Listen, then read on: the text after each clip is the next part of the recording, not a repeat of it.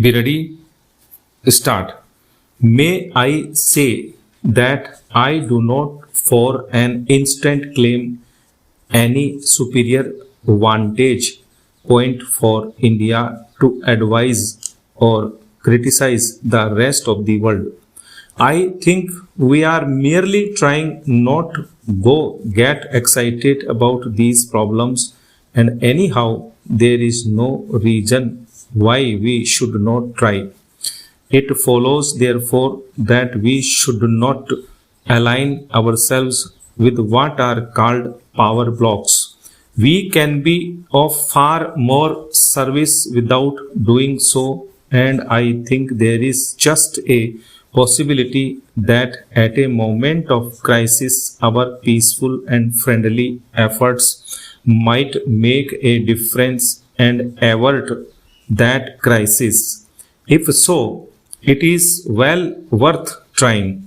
When I say that we should not align ourselves with any power blocks, obviously, it does not mean that we should not be closer in our relations with some countries than with others.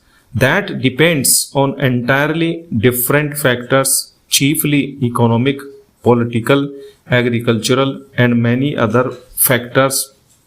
At the present moment, you will see that as a matter of fact, we have far closer relations with some countries of the Western world than with others. It is partly due to history and partly due to other factors, present day factors of various kinds. These close relations will no doubt develop, and we will encourage them to develop, but we do not want to place ourselves in a position where, politically speaking, we are just lined up with a particular group or bound up to it in regard to our future foreign activities. India is too big a country herself to be bound down to any country, however big it may be.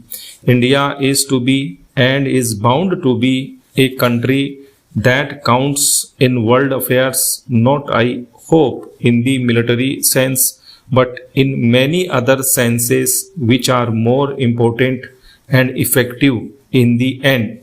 Any attempt on our part, that is the government of the day here, to go too far in one direction would create difficulties in our own country. It would be resented, and we would produce conflicts in our own country which would not be helpful to us or to any other country. While remaining quite apart from power blocks, we are in a far better position to cast our weight at the right moment in favor of peace, and meanwhile our relations can become as close as possible in the economic or other domain with such countries with whom we can easily develop them.